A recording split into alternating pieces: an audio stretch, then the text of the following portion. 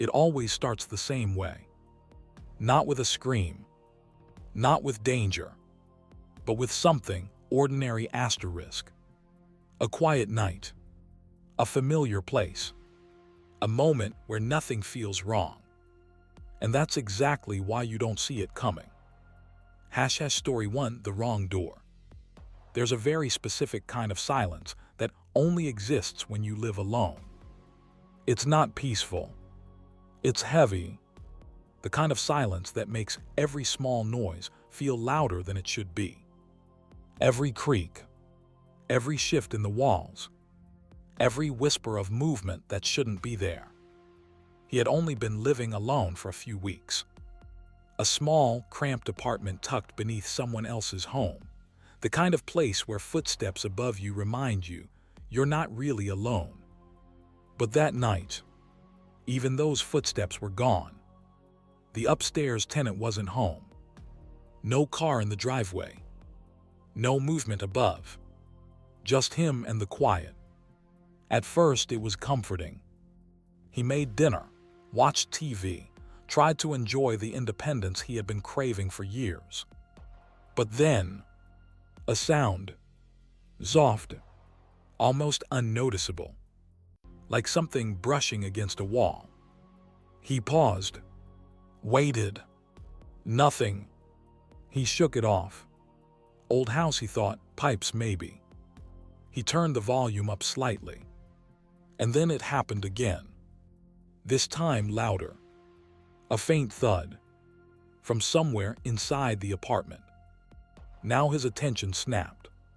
The kind of alertness that doesn't come from logic, but instinct.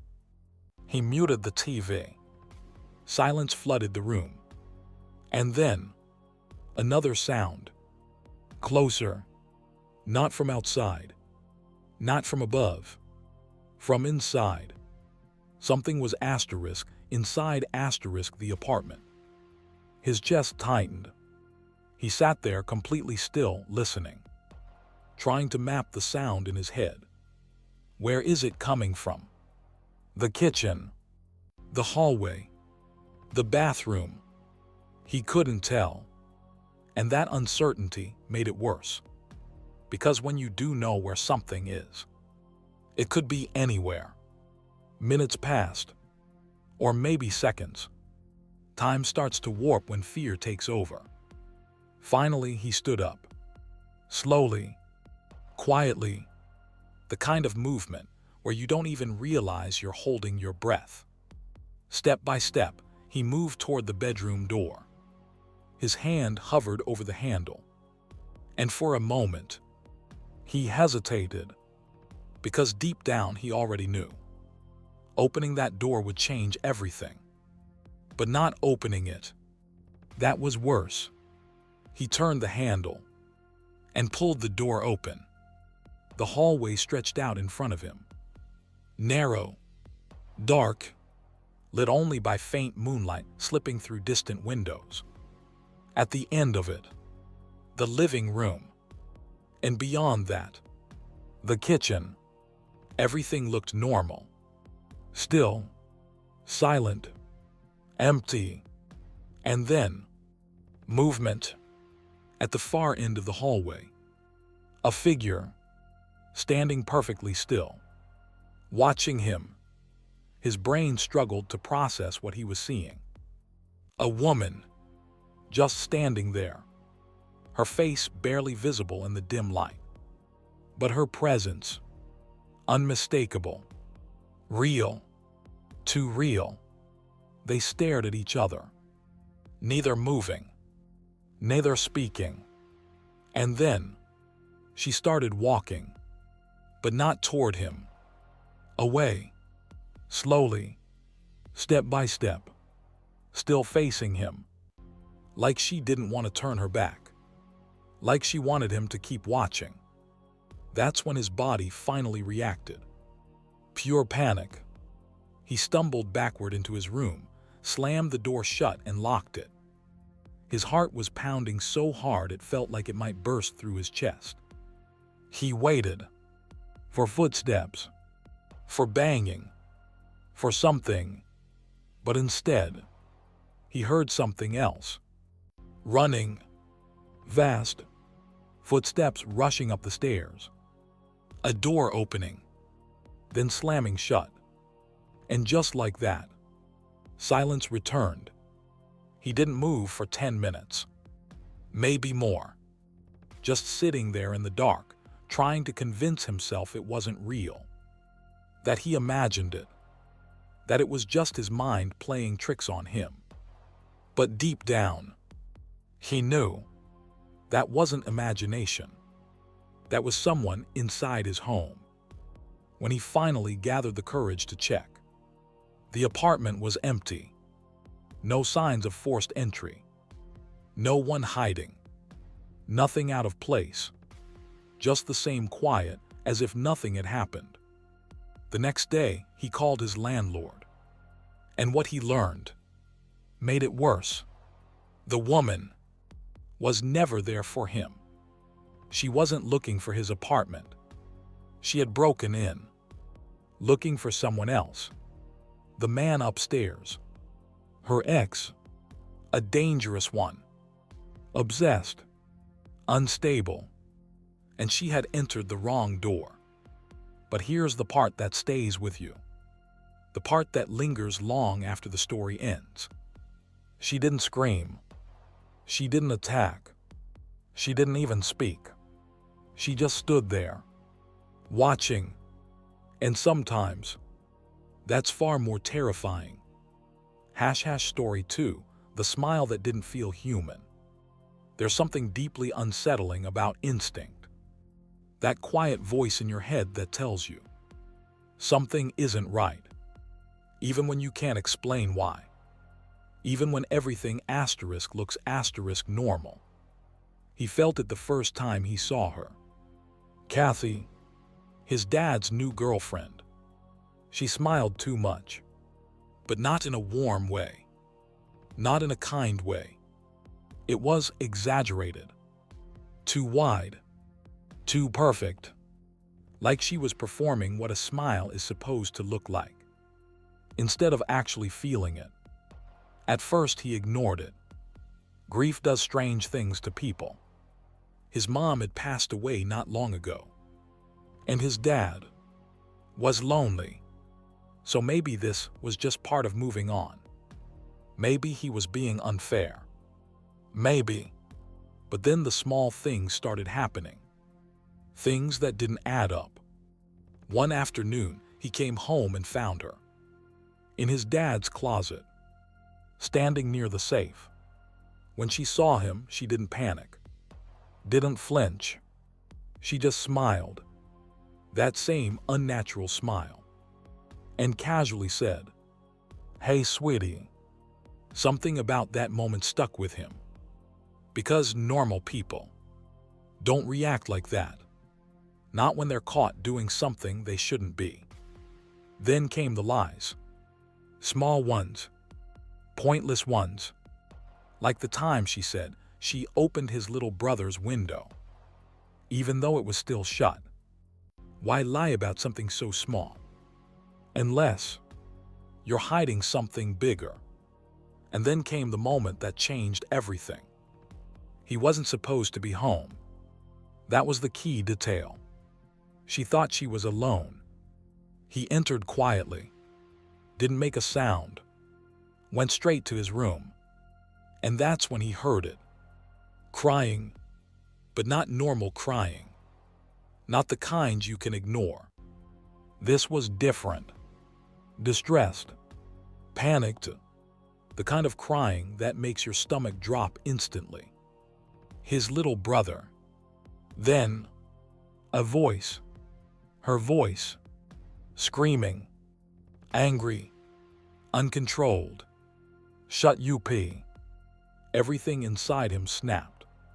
He ran downstairs. And what he saw, he would never forget. She froze when she saw him, like she had been caught in her true form. No smile. No warmth. Just a blank expression. Cold. Empty. And for the first time, he saw her without the mask. That night things got worse. Much worse. Because fear doesn't always show itself immediately. Sometimes it waits until you're alone, until you're vulnerable, until you're asleep. He woke up in the middle of the night. No reason. Just that sudden, unnatural awareness. Like his body knew something before his mind did. And then he saw it. A figure inside his room, not standing still, moving quickly toward the door. He jumped up, ran after it, opened the door, just in time to hear another door closing. His dad's bedroom. He rushed inside, heart racing, adrenaline flooding his system. Both of them were in bed. His dad and Kathy, sleeping, or at least pretending to be. She denied everything. Of course she did. That same calm voice, that same controlled expression, like nothing had happened. But here, the question that never left him, the one that still keeps him awake at night. If she was in bed the whole time, then who was in his room? Or worse, was she faster than he realized? And if she was in his room, what was she doing? Because some questions are far more terrifying than answers. End of part 1, cliffhanger. 2 stories, 2 homes, both supposed to be safe, both violated. But what if the next stories aren't about strangers? What if the danger comes from outside and follows you inside? Because in the next part, you'll hear stories where the threat doesn't just appear. It hunts asterisk. Fear changes when it stops being random. When it's not just a moment, not just bad luck, but something that feels targeted.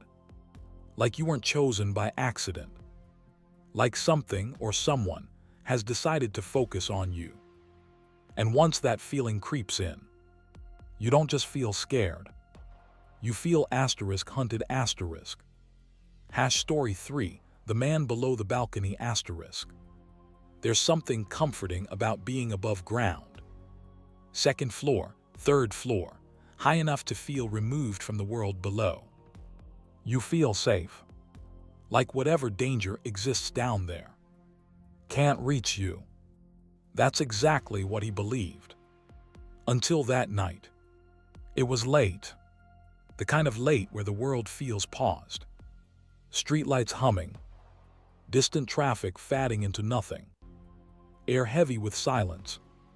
He sat on his balcony, laptop resting on his knees, the faint glow of the screen lighting his face. A normal night. Calm. Predictable. Safe. And then, "Hey." The voice came from below. Sharp. Sudden. Cutting through the quiet like a blade. He didn't react at first. People yell all the time, probably not meant for him. "Hey, you." This time louder. Closer. Directed. He froze. Slowly leaned forward and looked down. There was a man standing near the parking lot, looking straight up at him. Their eyes locked instantly. And in that moment, something felt wrong. Not dangerous yet, but wrong. "Yeah, you," the man said, pointing. "Come down here, I want to show you something." There's a strange moment in situations like this, where your brain tries to normalize it. Maybe he needs help. Maybe it's harmless. Maybe you're overthinking. But instinct doesn't care about logic. And his instinct was screaming. "No," he replied. Simple. Firm. The man didn't move. Didn't leave. He just stood there, smiling. Not a friendly smile. Not even an angry one. Something else. Something hollow. I'm gonna come up there, the man said. A pause. Then, I'm gonna skin you alive. The words didn't feel real. Like something out of a movie. Too extreme. Too absurd. But the way he said it wasn't joking. No shouting. No exaggeration. Just calm. That's what made it terrifying. He grabbed his laptop and went inside immediately, locking the sliding door behind him. Heart pounding, trying to shake it off. Crazy person, he thought. Just some random guy. Nothing more. But then, a sound. A loud, violent bang. From the front door. He froze. Every muscle in his body locked. Another bang. Harder. Angrier. Then shouting. Words he couldn't fully make out. But the tone. Pure rage. The man had found his unit. How? That question didn't matter anymore. Because now, he was right outside. The banging turned into something else. Scraping. Carving. A sharp metallic sound dragging across wood. He didn't need to see it to know. A knife. I'm calling the police, he shouted. No response. Just more scraping. More damage. More intent. Time stretched. Seconds felt like minutes. Minutes felt like hours. And then, it stopped. Silence. Sudden. Heavy. He waited. Listening. Breathing slowly. Finally, he moved toward the door. Carefully. Quietly. Looked through the peephole. Nothing. Gone. When the police arrived, they didn't need an explanation. The door said everything. Deep gouges. Multiple stab marks. Wood splintered like it had been attacked by something desperate. This wasn't a threat.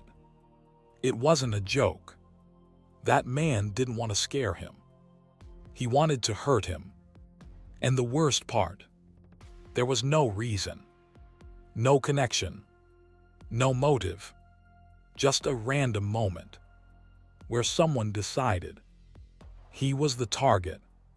And sometimes, that's the scariest thing of all. Story 4, the night the past came back *. There's a certain kind of mistake you can't undo.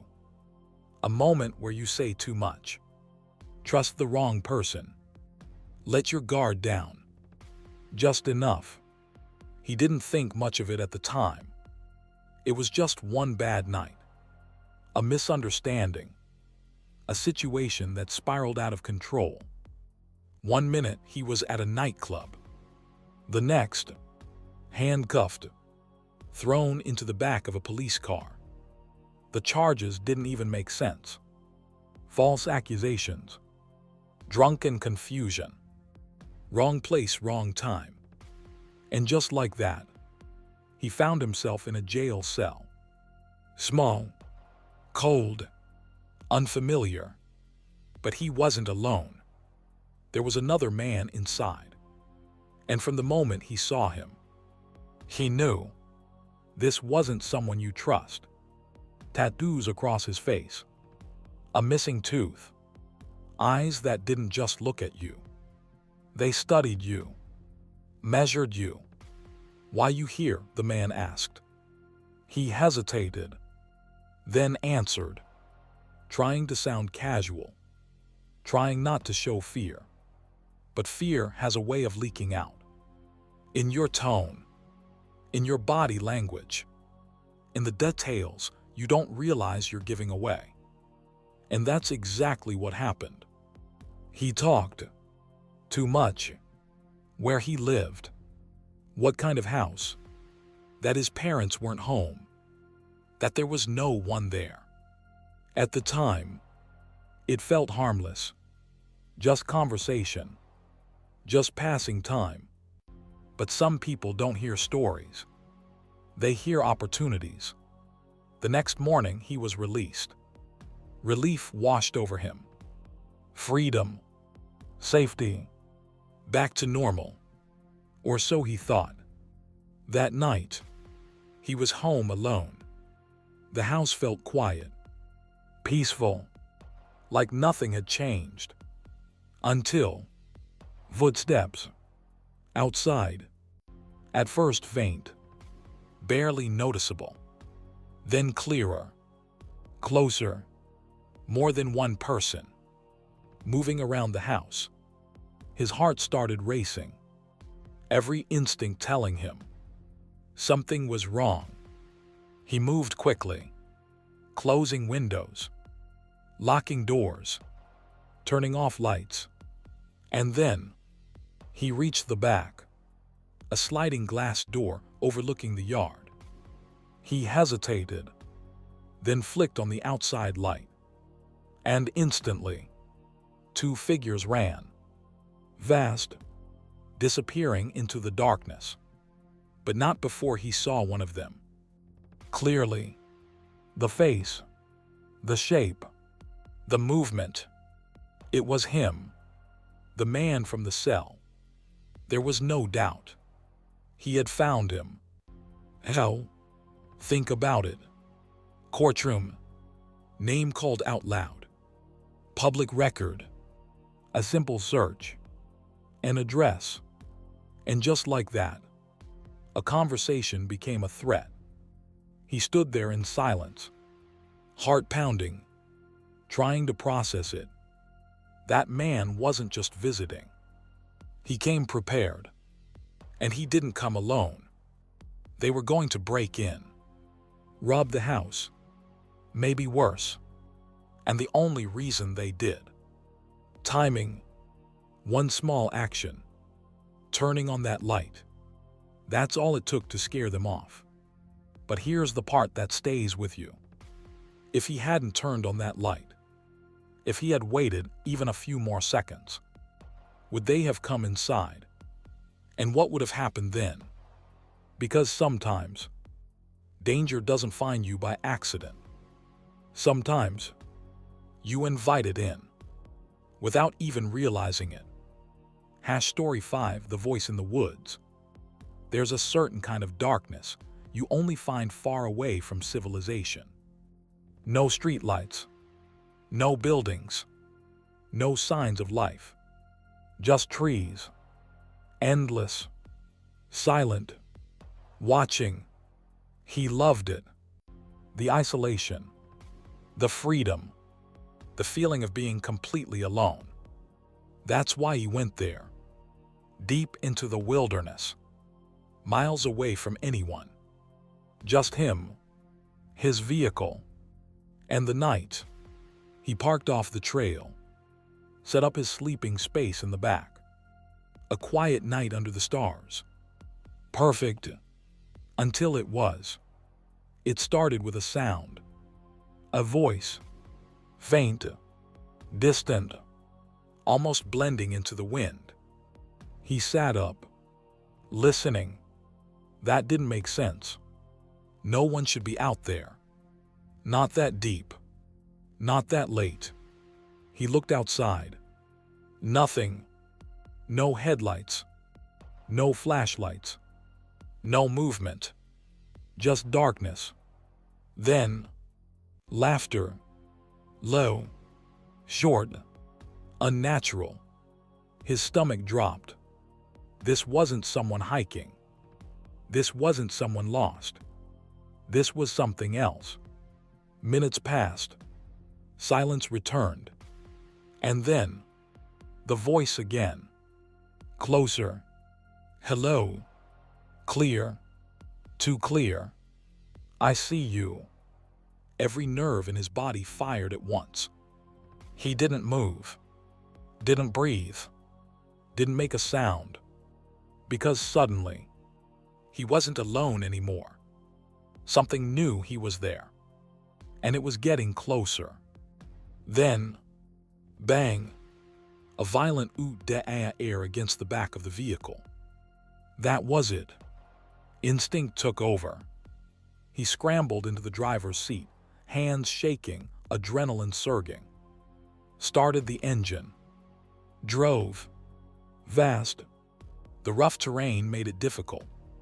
Slow. Dangerous. But staying was worse. He didn't look back. Not at first. Because some part of him knew. If he saw something, he wouldn't forget it. But eventually, he couldn't help it. He glanced in the mirror. Nothing. Just darkness. But that didn't make him feel better. Because whatever was out there had been close enough to touch his car and speak to him, miles from anywhere, in a place where no one should be. And that raises a question. If it wasn't someone lost, then what was it doing out there? # end of part 2, cliffhanger. Strangers, hunters, voices in the dark. But what happens when the threat isn't outside? When it's inside your home, calling your name? Because in part 3, the line between reality and something far more disturbing begins to disappear. There's a different kind of fear. The kind that doesn't come from footsteps or strangers or locked doors, but from something far more unsettling. When reality itself starts to feel unreliable. When what you hear, what you see, what you know should be true, suddenly is. Because once your mind starts questioning reality, there's nowhere left to feel safe. Story 6, the voice that knew my name. There's something comforting about a familiar voice. Your mother calling you from another room. A parent asking for help. A simple, everyday moment. It's normal. Safe. Expected. That's why he didn't question it. Not at first. He was upstairs, focused on his work. The quiet kind of concentration where the world fades away. Just him and the task in front of him. Then, his name, called from downstairs. It was his mom. He'd recognize that voice anywhere. Yeah, he called back. No response. He frowned, annoyed more than anything. Maybe she didn't hear him. He went back to his work. Then again. His name. Same voice. Same tone. Same exact sound. This time something felt off. Not wrong. Just too identical. But still, it was his mom. He stood up, walked toward the stairs. What? He called out louder this time. Silence. Now irritation started turning into confusion. He made his way downstairs. Slowly. Listening. The house felt different. Still. Too still. He looked around. Living room empty. Kitchen empty. Mom, he called. And then, from below, the basement. His name. Again. Same voice. Same tone. Same everything. A chill ran down his spine. Because now, it wasn't just familiar.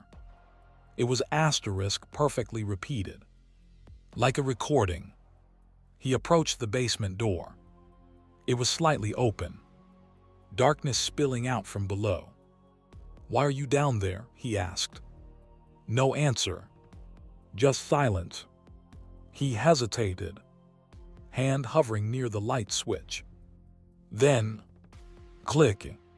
The basement lights flickered on. He started walking down the stairs. Each step heavier than the last. Each movement slower. More cautious. Mom, he called again. And instantly, his name, from the bottom of the stairs. But this time, it sounded closer. Too close. He reached the bottom, looked around. Nothing. No one. Empty. His heart began pounding. Because now, there was only one place left. A small crawlspace closet. The door was open. Pitch black inside. He stared at it. Frozen. Every instinct screaming at him.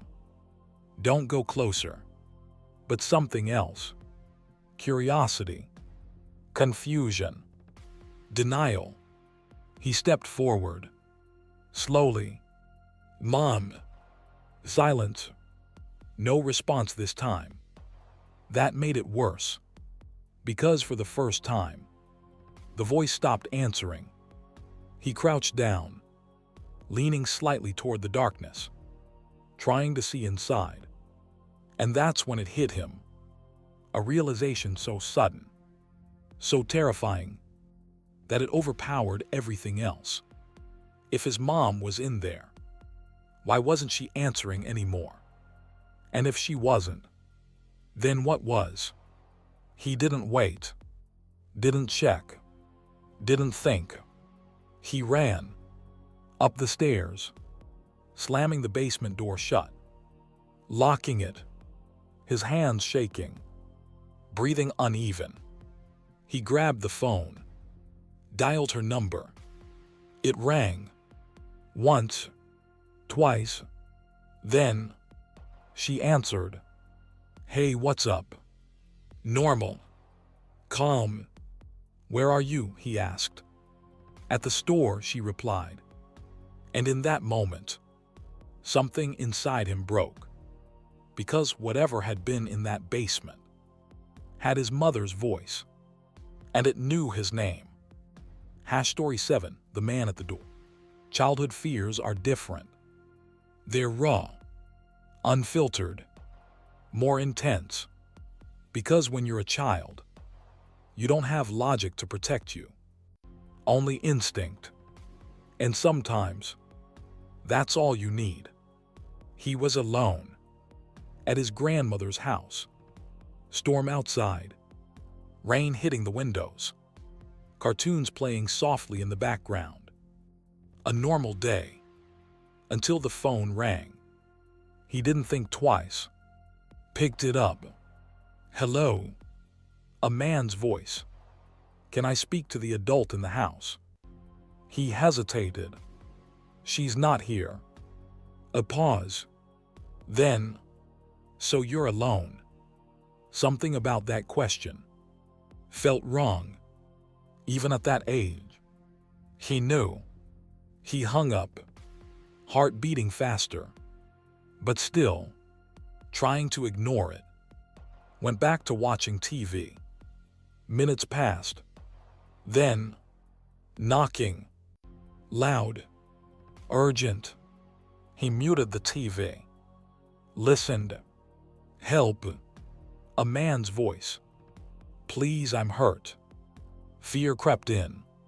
He slowly approached the door, peeked through the glass, and saw him. A man, standing there, looking directly at him. And the moment their eyes met, everything changed. Please, the man said, softer now. Open the door. Something snapped inside him. This wasn't right. He ran, hid behind the couch. The knocking got louder, more aggressive. I'm not gonna hurt you, the man shouted. Then, silence for a moment, until a new sound. The window, right next to him. The man was there, trying to open it. Please, he said again. But now, there was no desperation, no pain, just persistence, the kind that doesn't stop. The child hid, crying, shaking. Minutes felt like hours. Then, nothing. The man was gone. When his grandmother returned, he told her everything. Police were called, but the man never found. And years later, that memory still lingers because he realized something chilling. That man didn't want help. He wanted access. And if that door had been unlocked, this story would have ended very differently. Story 8: The Thing in My Son's Room. There's a different kind of fear that comes with being a parent. It's not about you anymore. It's about protecting someone else, your child. And when something threatens them, you don't think, you act. It was a normal afternoon. Quiet, calm. He was resting, half asleep, until noise, loud, constant, coming from his son's room. At first he ignored it. Kids make noise. That's normal. But this wasn't normal. This was repetitive, like something hitting the wall. Over and over and over. He stood up, walked toward the room. Enough, he muttered. Opened the door and froze, because what he saw was not his son. It was a man standing in the room, facing the wall, and slamming his head into it. Again and again and again. Blood smeared across the surface. The sound, that sickening, hollow air of skull against drywall, echoed in the room. The man turned slightly, just enough to look at him, and smiled. Not normal, not sane. Something broken, something gone. The father didn't hesitate. He tackled him, forced him to the ground, held him there. Call the police, he shouted. And from under the bed, his son crawled out, terrified, silent. The man didn't fight, didn't resist. He just laughed, muttering nonsense, words that didn't make sense, as if he wasn't fully there.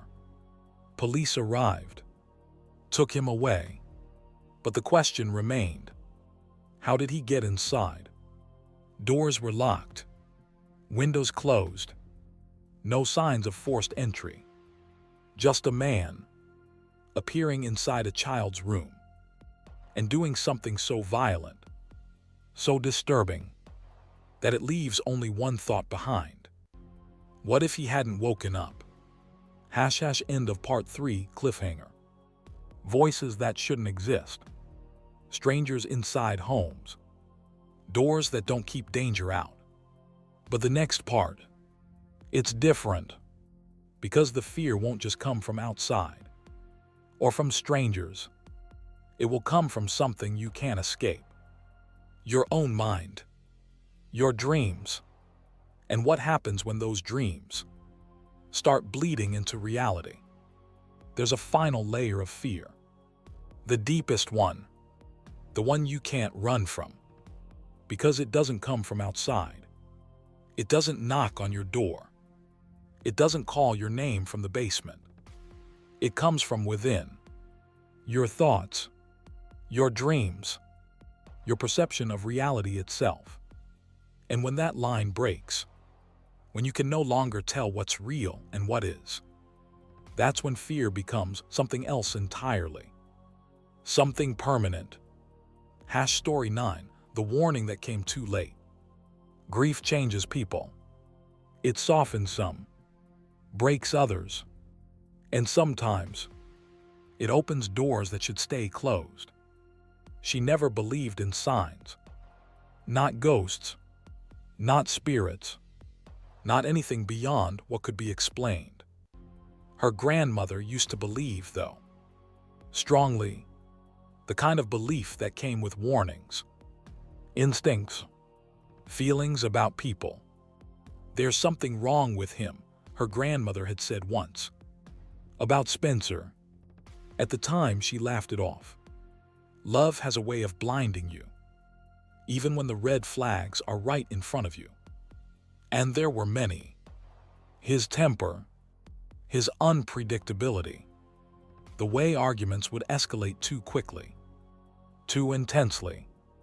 There was even a moment, one she never told anyone about, when she truly believed he might hit her, but he didn't. He stopped himself, and somehow that made it easier to forgive, until she finally left him. And her grandmother was relieved, but not long after. Her grandmother passed away, suddenly, unexpectedly, and grief filled the space where certainty used to be. She hung a photo of her grandmother on the wall, a way to keep her close, a way to feel guided. Weeks passed, lonely ones, heavy ones, and then Spencer came back. Not physically. At first, just messages, calls, apologies. And this time, he seemed different, calmer, kinder, controlled. People want to believe in change, especially when they're hurting. So she let him back in, slowly, carefully, until one night, they made it official again. A fresh start, a second chance. And that night, everything changed. She woke up suddenly, heart racing. A loud crash had echoed through the room. She turned on the light and froze. The picture, her grandmother's photo, had fallen. The frame shattered on the floor. Glass cracked. She stared at it, trying to make sense of it. No windows open. No wind. No reason. Just broken. And something about the timing didn't feel like coincidence. That feeling settled deep in her chest. Heavy, unshakable. The next day, she called Spencer, told him they needed space. And that's when it happened. The mask slipped. His anger exploded through the phone. Loud, aggressive, uncontrolled. The same man he had always been. And in that moment, she understood. Her grandmother had been right. But the question that haunted her wasn't about Spencer. It was about that photo. Because deep down, she couldn't ignore the feeling that maybe, just maybe, that wasn't an accident. That it was a warning. And she had almost ignored it. Story 10, the family that wasn't there. Sleep is supposed to be an escape, a break from reality, a place where your mind can rest. But for some people, sleep is where the nightmares begin. She had always struggled. Night terrors, sleep paralysis, hallucinations, the kind that feel real, too real. Spiders crawling across the bed, figures in the corner, shadows moving when they shouldn't. But she learned to live with it, to dismiss it, to remind herself, it's not real. Until one night, that stopped working. She had been exhausted, mentally, physically, hours of work, stress building, mind overloaded. She collapsed into bed, instantly asleep. And the dream began. She was inside a building. Long, endless, room after room, door after door, each one filled with something strange. Candy, bright, out of place. But she wasn't exploring. She was running from something. She couldn't see it, but she could hear it. Laughter, a child's laughter, echoing through the halls, everywhere, behind her, in front of her, above her, getting closer, faster, louder, until she reached the final door. Her escape. She grabbed the handle, opened it, and woke up, back in her room. But something was wrong. She couldn't move. Sleep paralysis. It was happening again. Her body frozen, breath shallow, chest heavy. And then, the laughter. Not in her dream anymore. In her room. She forced her eyes to move. Slowly, painfully, toward the center of the room. And that's when she saw them. 4 figures, standing together. A family. A man. A woman. A boy. A girl. Holding hands. All smiling. But not normal smiles. Too wide. Too stretched. Too wrong. And they were laughing. That same laughter. The one from the dream. Only now. It wasn't a dream. They started moving. Not walking. Not stepping. Floating. Closer. Closer. The room felt smaller. The air heavier. Her chest tightened. The pressure unbearable. She tried to scream, but nothing came out. They were almost at the bed now. Their faces clearer. Their eyes locked onto hers. Watching. Enjoying. And then, her body moved. Control returned. She exploded out of bed, screaming, throwing whatever she could grab. Pillows, covers, anything. But there was nothing there. The room was empty, silent, normal. But she knew. This wasn't like the others. This wasn't just a hallucination. Because this time, it followed her. From the dream, into reality.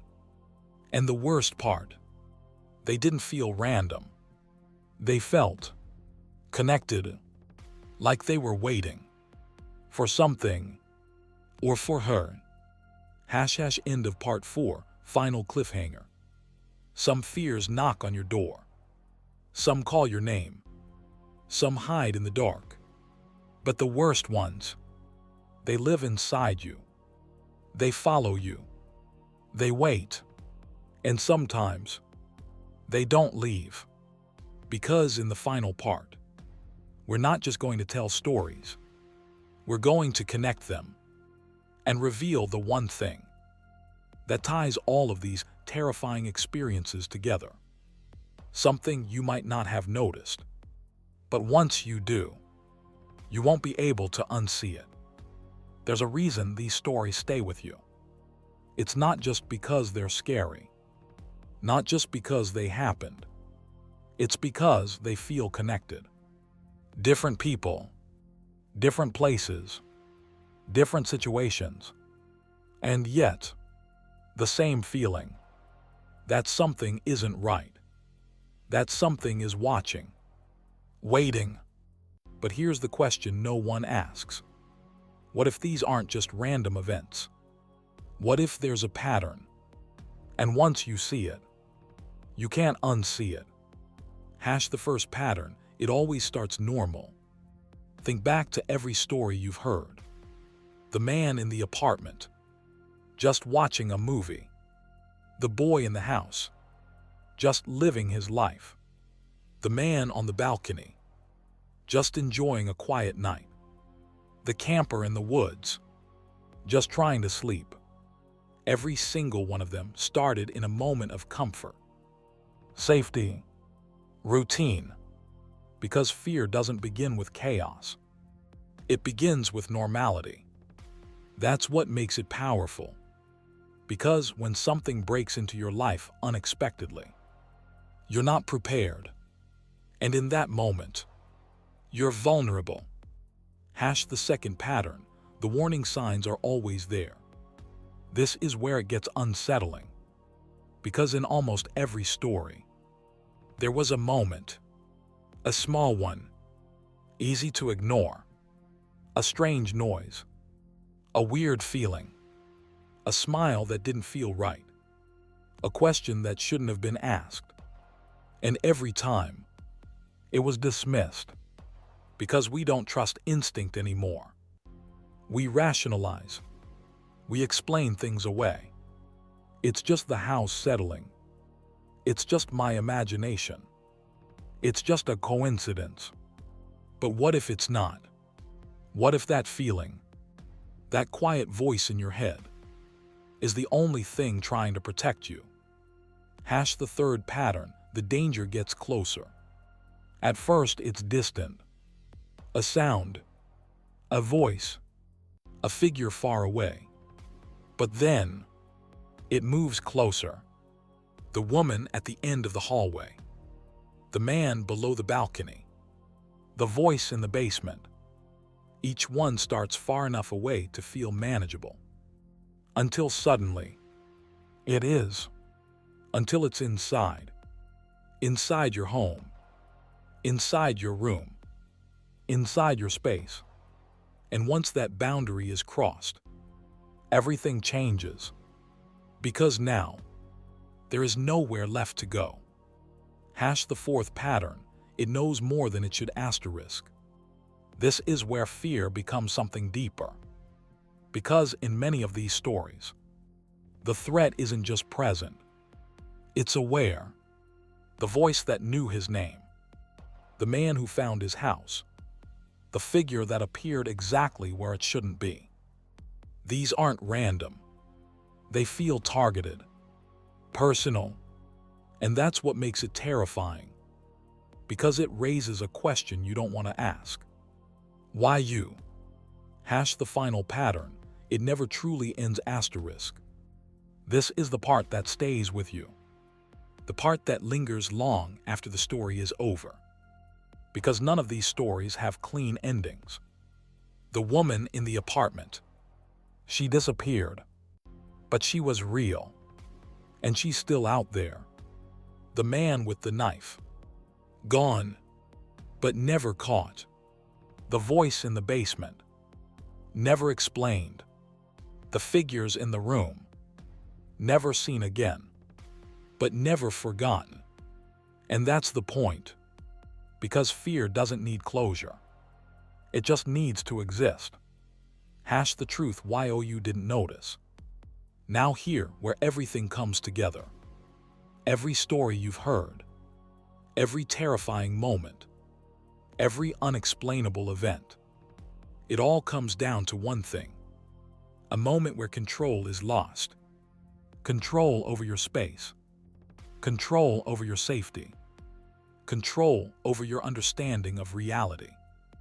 And when that control disappears, even for a second, fear takes over. Because humans rely on certainty. On knowing what's real. What's safe. What makes sense. But these stories, they destroy that certainty. They remind you that doors don't always keep people out. Voices can lie. Strangers can find you. Your mind can betray you. And sometimes, the scariest part is what happened. It's what asterisk could have happened. Hash final moment tonight. Now here's something to think about. Right now, where you are, your room, your house, your surroundings, everything feels normal, safe, predictable, just like it did for them. Before it was, before the noise, before the voice, before the knock on the door. So tonight, when you hear something unusual, when you feel that slight sense of unease, when your instincts tell you something is off, ask yourself one question. Are you going to ignore it? Or are you going to listen? Because every single one of these stories started with someone doing exactly that. Ignoring the feeling until it was too late. Hash clapperboard ending line, cinematic. And remember, not every shadow hides something, But sometimes it does. Clapper board outro, optional voiceover. If you made it this far, you've just experienced some of the most disturbing real-life encounters people have ever shared. But the real question is, which one stayed with you the most? Because the story that lingers is usually the one your mind believes could happen to you. Sleep carefully tonight, because fear doesn't need permission to enter.